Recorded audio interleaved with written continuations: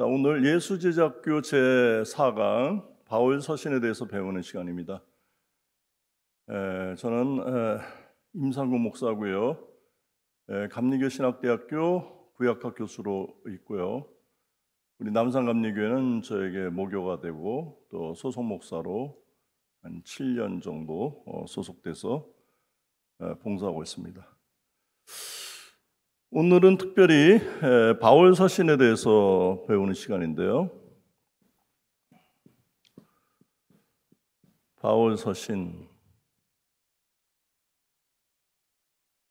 바울 서신을 좀 알아보니까 여러 가지 논의가 여전히 되는 바울의 진정성이랄까요? 서신의 저작권에 대해서 이제 논쟁이 되는 부분이 덜어 있긴 한데 가장 확실히 바울이 썼다라고 얘기하는 것은 로마서입니다. 로마서. 그래서 이제 바울의 오센터서티를 얘기할 때 이 사람이 먼저 로마서는 확실히 바울이 쓴 거다. 그 다음에 두 번째 고린도서죠. 고린도서가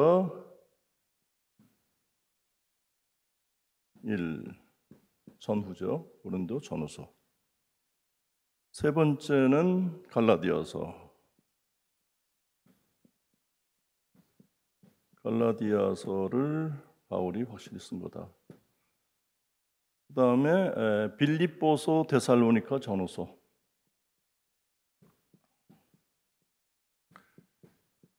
빌립보에서 쓴 책. 그 다음에 데살로니가 전후서 할 때 이게 데살로니가 그리스에 있는 거죠. 그리스. 테살로니키라고 올림픽 때 알려진 곳이 이제 데살로니카가 되겠습니다. 그 다음에 이제 빌레몬서가 되겠어요. 빌레몬서. 토탈 이 8개는 확실히 바울이 쓴 걸로 이렇게 컨센서스를 얻은 내용 같고요. 그 다음에 두 번째 볼 때 듀트로 폴라인스 이렇게 얘기하면서 바울의 저작권에 대한 확실성이 좀 논의될 수 있는 것이다. 그래서 에베소서를 얘기하고 있어요. 에베소서. 두 번째 책은 골로새서가 됐습니다. 골로새서.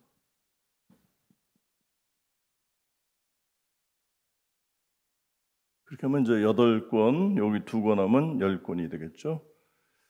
그 다음에 유명한 이제 목회서신으로 구분되는 디모데전후서, 디도서가 되겠어요. 디모데전후서 1권, 2권, 그는 디도서. 그래서 토탈 13권의 책이 신약성서의 뉴테스타멘트의 13권의 책을 대체로 바울이 집필했다 이렇게 얘기하고 있습니다.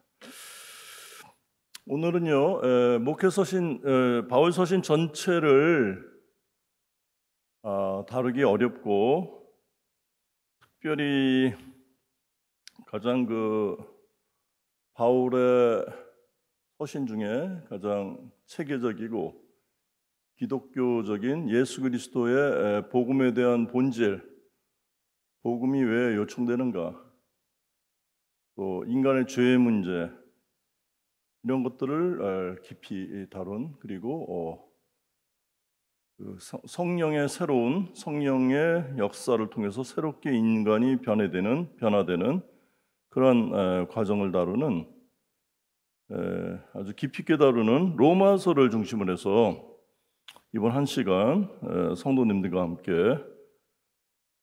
바울 서신의 한 부분을 검토해 보고자 합니다. 알다시피 사도 바울은 기원전 기원 후죠. 기원 후 1세기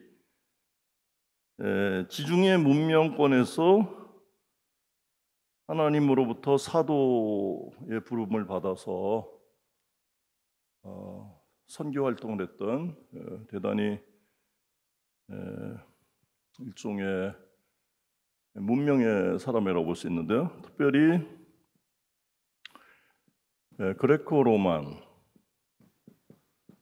그레코라고 하면 이제 그리스의 형용사죠. 그레코 로만. 우리말로는 이제 그리스 로마 문명. 특별히 로마로 볼 때는 황제 네로죠, 네로. 네로가 집권했던 그 시기로 보여지는데,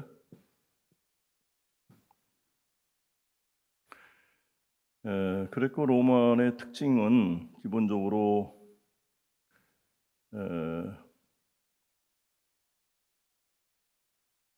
헬레니즘의 특별히 그레코 로만, 이거는 뭐 이렇게 중요한 얘기는 아니지만은 일단은 헬레니즘적인 정신사조가 굉장히 강하게 문명의 밑바닥에 깔려 있었다.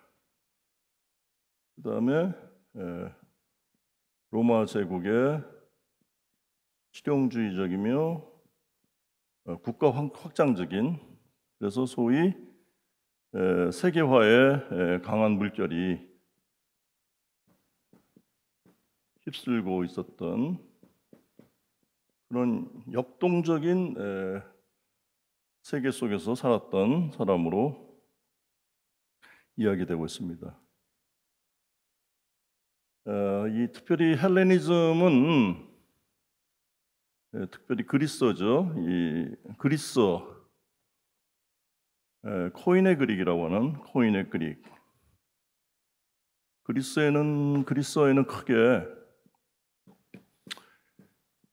그리스의 언어를 그릭이라고 그러죠. 크게 두 가지가 있어요.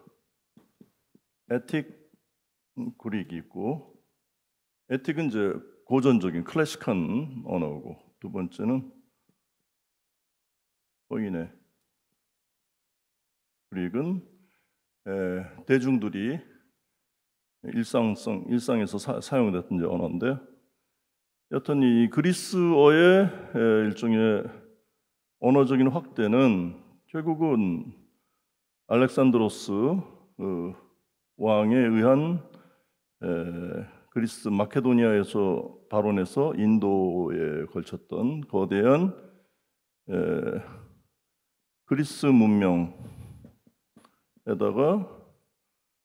동방의 여러 문명이 결합된 형태에서 나타난 문화죠. 그래서 기본적으로 이게 융합 정책을 통해서 두 이질적인 문명이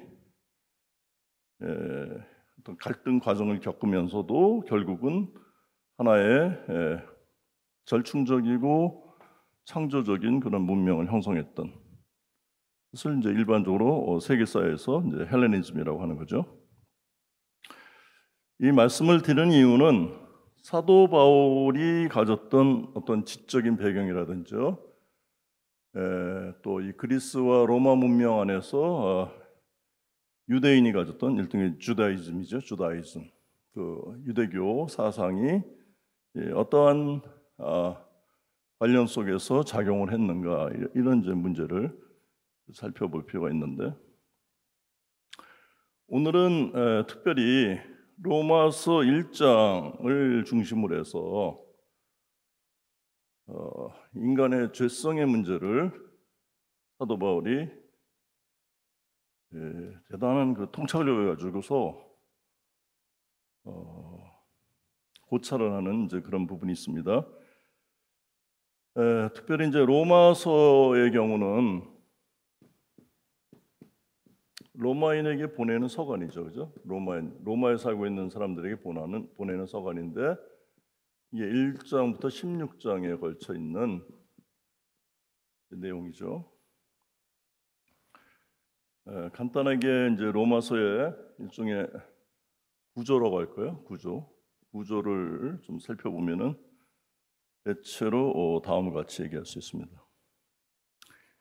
일단은 1장 1절부터 17절, 1장의 1절부터 17절. 이건 기본적으로 이제 인사말을 하고, 그다음에 자기에 대한 소개를 굉장히 디테일하게 하고 있어요. 자기 소개. 그다음에 내가 왜 로마에 있는 여러분들에게 이 편지를 쓰는가에 대한 이 서간의 목적과 주제를 굉장히 요약된 형태로 소개하고 있습니다. 1장 예를 들면은 16절, 17절이죠. 특별히 서간의 핵심적인 주제는 16, 17절에서 다루고 있는데 잠깐 읽기로 하겠습니다. 내가 복음을 부끄러워하지 아니하노니 이 복음은 모든 믿는 자에게 구원을 주시는 하나님의 능력이 됨이라. 먼저는 유대인에게요, 그리고 헬라인에게로다. 17절 복음에는 하나님의 의가 나타나서 믿음으로 믿음에 이르게 하나니 기록된 바 오직 의인은 믿음으로 말미암아 살리라 함과 같으니라. 하박국서를 이제 인용하는 문장이죠. 그 유명한. 자, 여기서 이제 나오는 중요한 문제는 이제 복음이라는 말, 유앙겔리온이라는 이제 복음이라는 말을 소개하고 있고, 이제 복음이라는 것은 이제 복된 소식이죠. 복된 소식이다. 그 다음에 이제 나오는 게 이제 하나님의 의라. 이거 굉장히 중요한 개념인데요. 하나님의 의다. 의. 중요 개념을 이제 다루겠어요. 복음도 굉장히 핵심이 되기 때문에 복음도 박사는 넣어야 될 필요가 있죠. 자, 그래서 1장 1절부터 17절에 걸쳐서 로마서 일종의 그 서두부가 되겠어요. 서두부는 그 서신 전체를 규정하는 성격이 굉장히 압축돼서 표현되고 있는 것으로 그렇게 이해될 수 있는데요. 그 다음에 이제 1장 18절에서 3장 20절 여기에 걸쳐서는 인간의 죄의 문제, 인간의 죄악, 죄책감 뭐 등등의 인간이 갖고 있는 유한성, 인간의 죄의 문제를 다루는 거죠. 아마르티아, 관역에서 벗어났다, 뭐 이렇게 알려진 유명한 그 죄의 문제죠.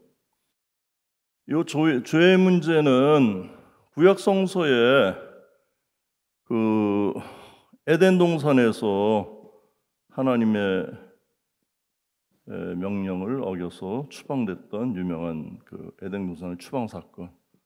그다음에 노아 시대 때 인간이 악했다. 그래서 죄가 관영했다. 땅을 가득 덮었다 이거죠.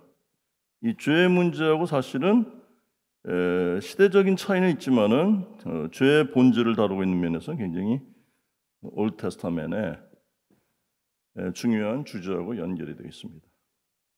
이거는 기본적으로 human sin, 인간이 갖고 있는 이 내재된 악의 경향성, 또 하나님을 떠나고자 하는 마음,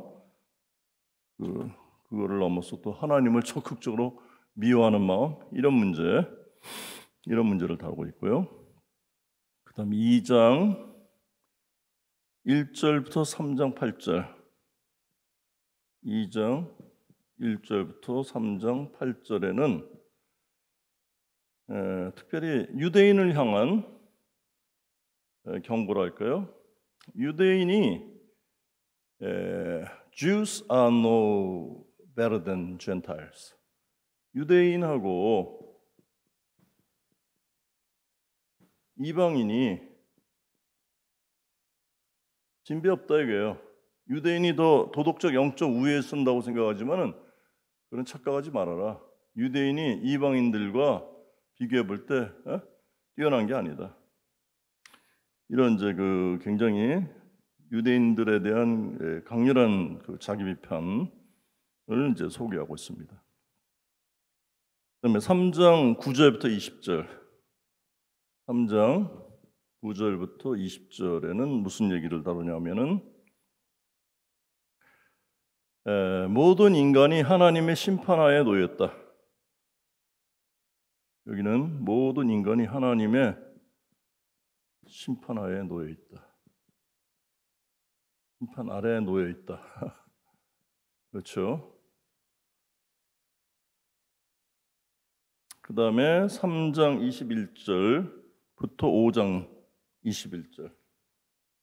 3장 21절에서 5장 21절.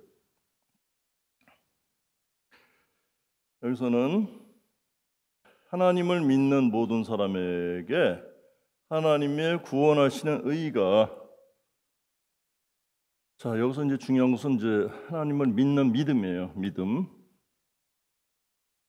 자, 이제 믿음이 인간의 죄의 문제, 원죄의 문제, 믿음으로 하나님의 구원이라는 것은 죄로부터 구원해요. 믿음으로 saving righteousness, 하나님의 구원하시는 의가 드러나 있다. 하나님의 의예요. 여기도 하나님의 의. 여기도 지금 굉장히 주목하는 것은 하나님의 의라는 거죠. 이 정도로 좀 보고요. 그 다음에 넘어가서 3장 21절부터 26절을 좀 디테일하게 나누면은 예수 그리스도의 대속의 사랑, 그 특별히 십자가에 못 박혀 죽으신 속죄죠, 속죄. 대속의 사랑으로 여기서 이제 좀 디테일하게 이제 다루고 있는데요.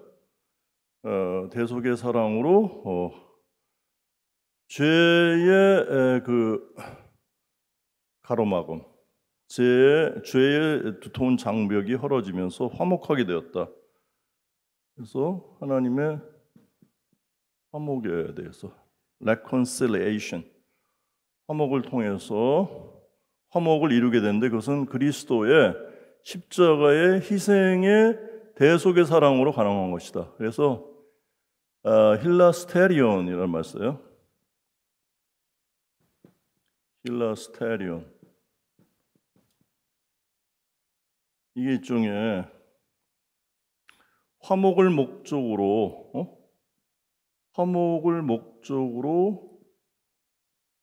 자기 몸을 제사 드리는 거죠. 이게 구약에서는 이제 화목제라 그래서 제바흐 슐라밈, 제바흐가 제사고 샬롬의 복수형 슐라밈, 제바흐 슐라밈에 해당되는 거죠. 이거는 이제 올 테스타멘, 구약에서 얘기되는 화목제하고 내용적으로는 이제 같다고 볼 수 있습니다. 화목의 목적으로 예수 그리스도가 자신을 십자가의 대속으로 희생을 통해서 하나님과 인간의 관계가 회복될 수 있었다, 이런 얘기죠. 그래서 5장으로 가게 되면은 5장 전체의 핵심적인 메시지는 바로 이 대속의 사랑으로 자신의 생명을 십자가의 제물로 내놓았던 예수 그리스도의 생명의 법이죠. 그 예수 그리스도를 순종함으로. 그래서 여기서는 순종의 문제가 나와요. 그리스도에 대한 순종이다, 이제. 순종으로 진정한 화해에 이를 수 있다. 화해. 이런 얘기를 하고 있어요. 화해에 이를 수 있다. 자, 여기 5장까지는 이제 이런 내용을 다루고 있어요. 5장까지는. 그 다음에 6장부터 8장이 굉장히 중요한데 6장부터 8장 이 그리스도 안에서 인간이 어떻게 자기 규정을 할 수 있나. 그래서 로마서 6장부터 8장에 있어서는 Humanity in Christ.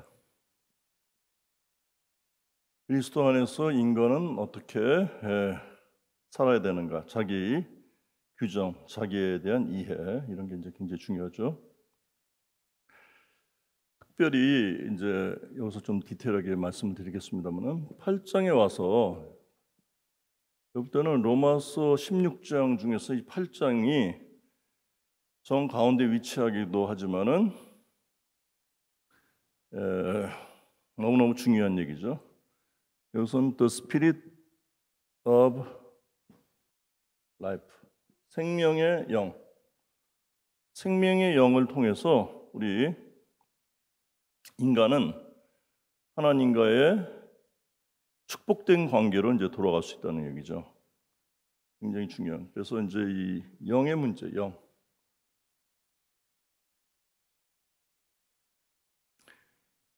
이 영의 문제를 이렇게 사도 바울이 중요시했을 뿐더러 굉장히 뭐 집착을 했다 할까요? 천착을 했던 이유는 뭘까? 이건 제가 볼 때는 아까 얘기했던 그리스 로마, 그레코 로만, 그리스 로마 문명에 내재되어 있는 깊은 일종의 문명 일종의 허구 혹은 뭐 니힐이랄까요? 니힐 그 어떤 허무, 공허성, emptiness 이런 등등의 이 문명에 대한 어떤 깊은 좌절. 사실은 이게 영적 체험이 없다면은 가장 로마 문명의 좀 1세기니까 1세기에서 로마 문명이 사실은 좀 성숙되거나 발전된 상태는 아니죠. 신구약 중간기를 걸치면서 예수 그리스도의 사건 이후로 전개됐던 로마 문명이기 때문에 사실은 요 당시의 로마 문명은 핵심적으로 그리스 문명을 그대로 수용했던 단계지 로마 자체 내에 어떤 문명이 발전하고 성숙했던 그런 단계는 아니었던 것 같아요. 그렇기 때문에 어떤 면에서는 그리스 문명적인 요소가 그 안에서 보이는 어떤 그 한계랄까요? 공허성 이런 것들을 사도 바울이 굉장히 영적 통찰력을 가지고서 강하게 그 야훼의 하나님으로부터 오는 성령의 체험을 통해서 새로운 존재가 되는, 그래서 뉴 비잉이 되는 거죠. 새로운 존재. 새로운 존재는 근원적으로 하나님이 주시는 새롭게 만드시는 새롭게 하시는 영이 너무너무 중요하다. 영이. 그렇죠? 영이 너무나 중요하다. 푸뉴마라고도 하고요. 이제 구약에서는 루아흐라고 하는데, 그래서 이제 8장에서 이제 굉장히 중요한 말을 하는데, 그 8장에 이르기 전에 특별히 6장, 7장에서는 뭐 유명한 내 속에는 두 개의 법이 싸우고 있다. 이 겉사람은 그대로 읽겠습니다. 19절, 7장 19절이야. 내가 원하는 바 선은 행하지 아니하고 도리어 원하지 아니하는 바 악을 행하는도다. 만일 내가 원하지 아니한 그것을 하면 이를 행하는 자는 내가 아니요 내 속에 거하는 죄니라. 그래서 우리 인간의 내재된 죄, 이건 이제 사실은 죄는 하나님의 영과 사실은 대척에 서 있는 존재죠. 죄는. 그래서 21절 따르면 그러므로 내가 한 법을 깨달았노니 곧 선을 행하기 원하는 나에게 악이 함께 있는 것이로다. 내 속사람으로는 하나님의 법을 즐거워하되 내 지체 속에서 한 다른 법이 내 마음의 법과 싸워 내 지체 속에 있는 죄의 법으로 나를 사로잡는 것을 보는도다. 그래서 이게 그 두 개의 법이 내면 안에서, 인간 내면 혹은 인간 영혼 안에서 이게 인너 스트러글 하고 있다.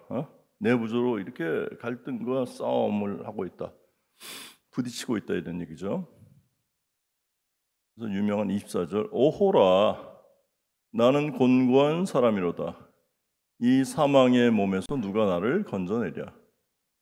우리 주 예수 그리스도로 말미암아 하나님께 감사하리로다. 그런즉 내 자신이 마음으로는 하나님의 법을 육신으로는 죄의 법을 섬기느라. 하나님의 법과 죄의 법이 충돌한다 얘기예요. 이거는 제가 고등학교 때 이 말씀을 읽으면서 굉장히 이 갈등하고 고통스러워하는 이제 바울의 모습이 전이 돼서 저도 이 답답함과 곤고함에 사로잡혔던 그런 기억이 나는데요. 이 7장이 이제 우리 인간이 죄에 노출된 인간의 이제 그 종교적인 실존이다 이렇게 이제 얘기할 수 있는 거죠. 그래서 이 죄의 문제를 어떻게 극복하고 다룰 수 있느냐. 그게 지금 8장에 와서 생명의 성령의 법이다. 이러한 부분에서 절정을 이루고 화해가 되고 해소가 되는 거죠. 그죠? 그래서 이 생명의 성령의 법이라는 게 그리고 로마 시대를 살고 있는 하나님을 영적으로 체험하고 하나님 만든 사도 바울이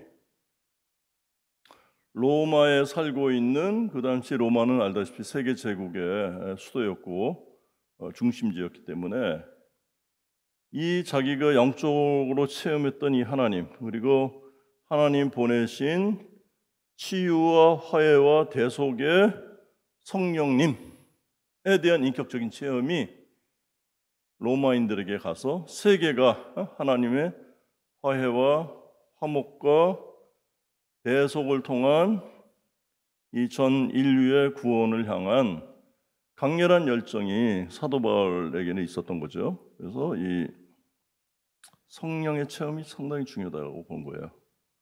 왜냐하면 성령의 체험이야말로 죄의 문제, 구원의 문제를 열 수 있는 중요한 열쇠이기 때문에 그런 거죠. 그래서 성령 체험이 너무너무 중요하다. 성령 체험. 그 다음에 9장부터 11장에 걸쳐서는 이스라엘의 신비다 뭐 이런 얘기 간단하게 하겠습니다. 시간이 많지 않으니까. 그 다음에 12장 1절부터 15장 13절까지는 새롭게 거듭난 하나님의 백성을 위한 가이드라인. 그래서 이제 거듭난 하나님의 백성을 위한 가이드라인이 안내서죠, 안내서. 그죠? 가이드라인. 그리고 14절부터 16장 27절. 16장의 마지막 절이 27절로 끝나는데 이거는 이제 다시 인사말, 그리팅스, 인사말에다가 로마서 최종적인 결론, 그렇죠? 16장에 걸친 결론을 요약함으로써 그 위대한 사도 바울의 로마서 서신을 마치는 이제 이런 내용으로 되어 있어요. 그러면 이제 나머지 시간은 1장의 죄의 문제를 중심으로 해서 바울 서신의 가장 노른자라고 할까요?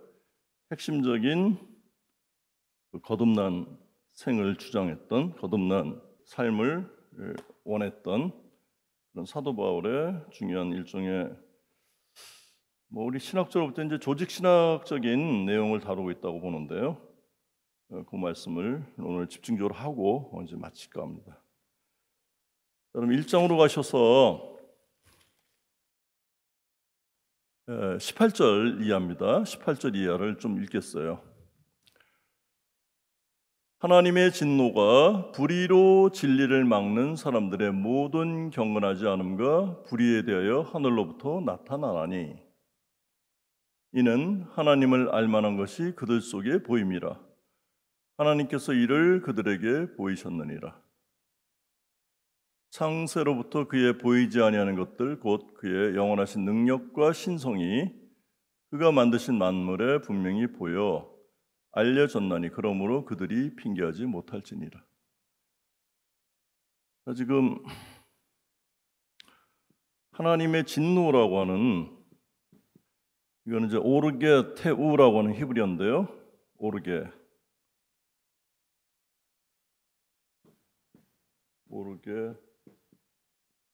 테우 하나님의 오르게 진노다 이렇게 그리스어로 쓰여졌는데 이 하나님의 진노는 아까 나왔던 하나님의 의죠. 하나님의 의하고 성격적으로 본질적으로 상관관계에 있어요.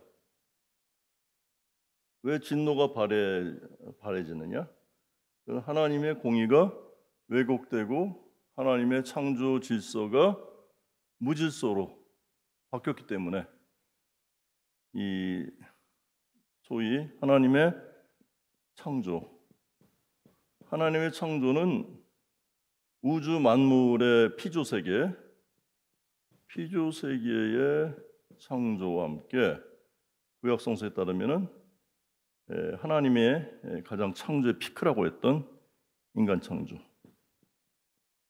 통해서 6일간 창조의 사역이 마치는 거죠.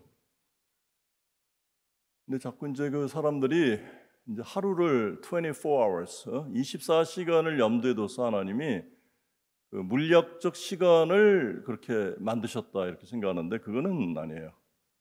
그런 식의 그 현대 과학적인 시간의 개념으로 이제 볼 수는 없는데요.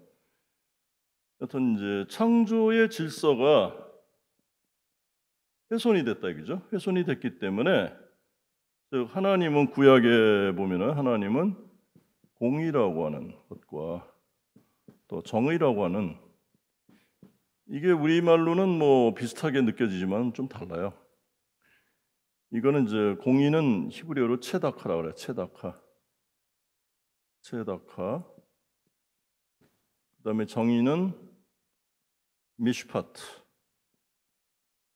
미슈파트는 샤파트 동사 심판하다, 다스리다, 분쟁을 조정하다는 이제 그 사사들이 그 200년간 다스렸을 때 그때 샤파트한 거죠. 그 분쟁을 조정하고 국가의 위기를 극복하고 거기에 이제 명상, 접도, 미가 붙은 거예요. 그래서 미슈파트. 이제 정의로 다스리는데 이 공의와 정의 이 구약의 하나님이 그 본성을 드러낼 때 구약에서 중요한 하나님의 성품으로 크도샤 하나님의 거룩성 하나님의 거룩성이라고 하는 홀리니스죠. 이 거룩성과 함께 하나님의 공의와 하나님의 정의라는 게 하나님의 속성을 드러내는 데 있어서 굉장히 중요한 일종의 종교적인 개념이에요. 근데 이 공의가 사도 바울에 따르면은 인간의 죄성에 의해서 혹은 인간의 그레코 로만의 이 거대 문명은 일종의 인간의 자기 확대를 향해서 치닫는 힘이잖아요. 거기에 대해서 사도 바울은 이제 브레이크를 거는 거죠. 심각하게 문제가 있다. 죄로 점철된 인간이 건설하는 문명에는 근본적인 이제 그 문제가 있다고 봤고, 거기에 그 확신을 하게 된 거는 사도 바울이 하나님의 진노를 본 거죠. 하나님의 진노를 봤다. 여기서 보면은 공간적으로 하늘로부터 그 진노가 나타났다 이렇게 얘기하고 있어요. 자, 이거는 소위 천상의 질서, 하나님의 천상의 질서와 우리가 살고 있는 역사 시간에 살고 있는 지상에 이 당시 이제 그 제국적 질서죠. 로마 제국이 그 지중해 전역을 지배했던 일종의 이제 정치적인 질서죠. 근데 하나님의 영적 도덕적 질서가 지상의 정치적 군사적 질서에 일종의 뭐 하는 거예요? 슈퍼바이징 하는 거죠, 지금. 이거는 지금 우리가 다룬 거는 개인이 갖고 있는 죄가 있고 개인이 몸담고 있는 문명과 사회에 대한 죄성 동시에 포함되는 말씀이라고 볼 수 있습니다. 그래서 이 죄는 왜 하나님의 진노는 어디서 발원하게 됐는가? 불의로 인해서 진리로 막는 사람들이 있었다. 불의로. 이거를 아디키아. 불의라고 할 때는 물론 의롭지 못하다 이렇게 이제 번역이 된 거지만은 아디키아. 디키아에 아가 붙은 거죠. 디키아. 디키아. 디키아는 이제 정의라는 뜻이 있어요. 여기다가 이제 그리스어예요, 이게. 그리스. 아를 붙이면 이게 부정을 나타내는 거죠, 부정. 그래서 정의롭지 못하다 이거지. 정의에 아니 붙자. no 혹은 not 이런 뜻이니까.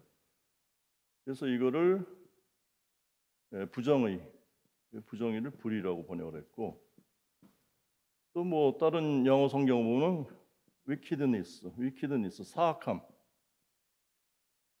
사악함으로 이렇게 번역됐어요. 그래서 injustice, 부정의, unrighteousness, 불의, 혹은 hurt, 상처, 뭐 이런 뜻이 기본적으로 갖고 있어요. 아디키아라고 하는 이 그리스어는요, 이거는 명사하고 여성형 명사다. 이제 소개를 하고 있습니다. 근데 이 사람들이 뭐를 막아요? 하나님의 진리를 막는다 이거지. 하나님의 진리를 막는데 이 막는다는 말을 보면은 카테코라고 하는 말을 써요. 진리로 막는다. 진리를 막다라는 번역을 했어요. 우리 한국어 개역 성서에서는 막는다. 막는다는 표현은 카테코라고 하는 히브리어예요. 막다.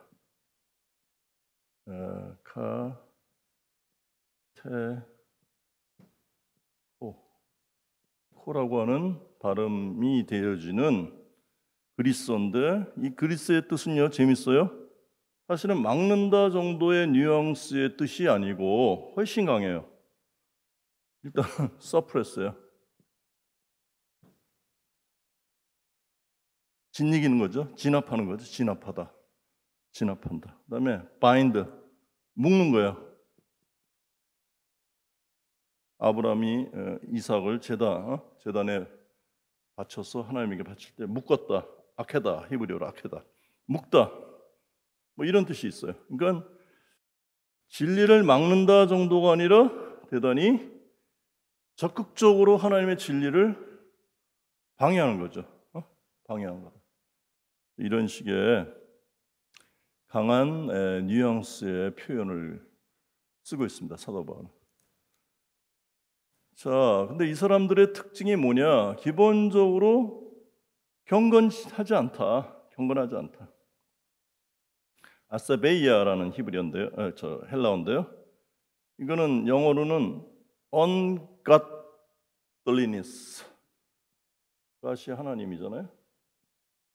하나님의 거룩함대로 사야 되는데 앞에 on이 붙었어요. ungodliness. 이게 거룩하지 않다, 그죠? 경건하지 않다. 이런 뜻이 있고요. 다른 말은 piety.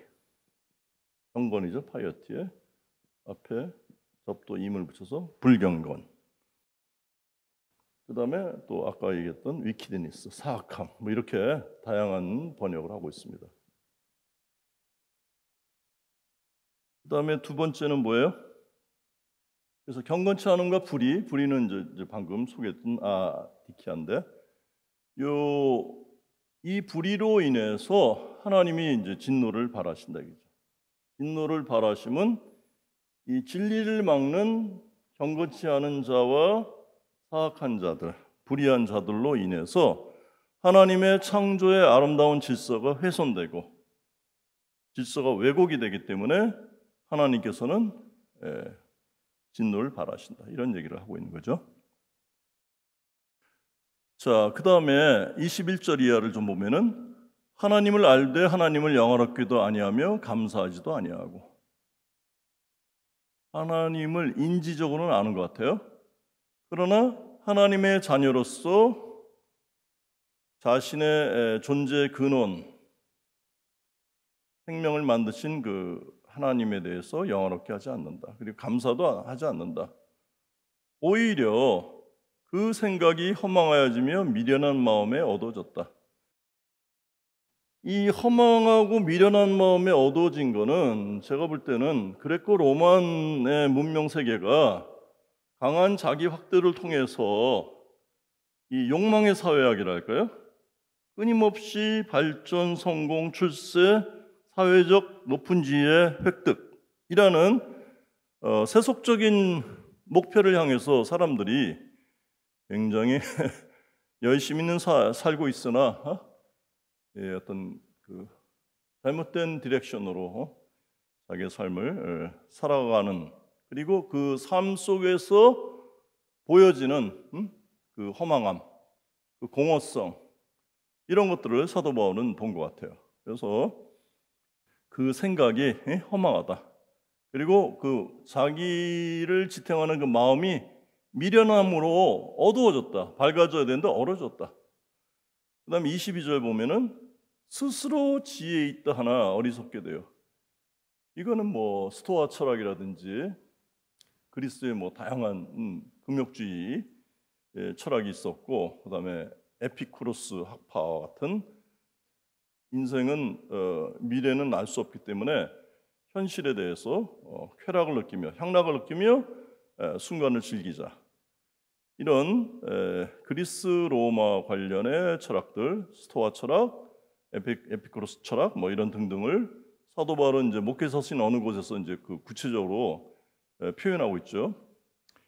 이 철학이 갖고 있는 허무성이랄까요? 이런 것들을 동시에 이야기하는 것 같아요. 그러나 이 당대의 사람들은 그런 철학적 영향으로 인해서 스스로가 자기네들은 지혜롭다라고 생각을 한 것 같아요. 그러나 그거는 자기 기만에 속한다. 오히려 어리석게 사는 것이다. 이렇게 얘기하면서 사도 바울은 23절에 썩어지지 아니하는 하나님의 영광을 썩어질 새와 짐승과 기어다니는 동물 모양의 우상으로 바꿨느니라. 사람들이 우상을 만든다.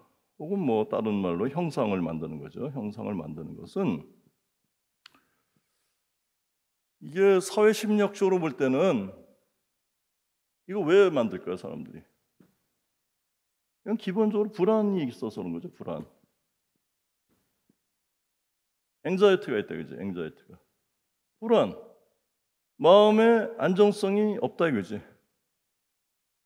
마음의 안정성이 없기 때문에 마음의 안정성을 추구하기 위해서 사람은 본능적으로 혹은 자의식적으로 뭔가 이렇게 눈에 보이고 만져지고 또 규모도 막 이렇게 크고 이런 식의 뭐 대형 건축물을 짓는다든지 높은 탑을 쌓는다든지 이런 일종의 우상을 만들어 놓고 그 우상에 대해서 자기가 만든 거에 대해서 그 우상을 숭배하는 이러한 일종의 정신 심리적 왜곡 현상이 이제 나타나는 거죠. 이런 문제들을 사도 바울은 지적을 하면서 죄의 문제는 결국은 인간은 하나님을 떠나서는 그 아무리 아름다운 세상을 만든다 하더라도 그 속에는 늘 공허와 허무와 죄의 영향력에서 자유로울 수 없다. 이런 얘기를 하는 거죠. 자, 오늘 시간이 대단히 제한됐기 때문에 8장의 중요 말씀을 하고 오늘 마칠까 합니다. 8장으로 다시 돌아와서 8장 18절 이하를 좀 읽겠습니다. 생각하건대 현재의 고난은 장차 우리에게 나타날 영광과 비교할 수 없도다. 그러니까 사도 바울은 이제 그 로마 문명 안에서 여러 고난을 많이 받아요. 유대인으로부터 받기도 하고 로마 그 제국적 그 질서에 어떤 저촉된다고 이렇게 판단돼서 이렇게 고소도 당하고 그렇잖아요. 이런 고난이 많은 인생을 살면서도 이 사도 바울은 우리에게는 장차 나타날 미래의 영광이 있는데 지금의 현재 고난은 그 영광과 비교해 볼 때 뭐 상대할 수 없다 이런 얘기죠. 19절 피조물이 고대하는 바는 하나님의 아들들이 나타나는 것이니 피조물이 허무한 데 굴복하는 것은 자기의 뜻이 아니요 오직 굴복해 하시는 이로 말미암음이라. 그 바라는 것은 피조물도 썩어짐의 종노릇 한 데서 해방되어 하나님의 자녀들의 영광의 자유에 이르는 것이라. 피조물이 다 이제까지 함께 탄식하며 함께 고통을 겪고 있는 것을 우리가 아느니라. 그뿐만 아니라 또한 우리 곧 성령의 처음 익은 열매를 받은 우리까지도 속으로 탄식하여 양자될 것 곧 우리 몸의 속량을 기다리느니라. 우리가 소망으로 구원을 얻었음에 보이는 소망이 소망이 아니니 보는 것을 누가 바라리요. 만일 우리가 보지 못하는 것을 바라면 참음으로 기다릴지니라. 자, 이런 그 딜레마에 놓인 피조물들 또 구원을 목말라하는 피조물의 세계를 이렇게 회색빛 톤으로 이렇게 사도 바울은 이제 글을 쓰고 있어요. 그 다음에 26절 와서는 이 딜레마의 문제에 대한 어떤 출구를 소개하고 있는데 대단히 우리에게 시사하는 바가 큰 말씀이라고 생각합니다. 26절이야. 이와 같이 성령도 우리의 연약함을 도우시나니 우리는 마땅히 기도할 바를 알지 못하나 오직 성령이 말할 수 없는 탄식으로 우리를 위하여 친히 간구하시느니라. 이게 성령이에요, 성령. 거룩하신 하나님의 영이죠, 성령. 삼위일체 하나님의 하나였죠, 성령님은. 성령님은 뭐 영이나 에너지 이런 식으로 해석하면 안 돼요. 인격신이에요, 인격신. 삼위일체 성부, 성자, 성령 아니에요. 하나님이라 이거죠, 성령님은. 하나님이다. 이분은 우리가 알거니와 하나님을 사랑하는 자 곧 그 뜻대로 부르심을 입은 자들에게는 모든 것이 합력하여 선을 이루시게 하신다. 하나님이 미리 아신 자들을 또한 그 아들의 형상을 본받게 하기 위해 미리 정하셨으니 이는 그로 많은 형제 중에서 맏아들이 되게 하려 하심이니라.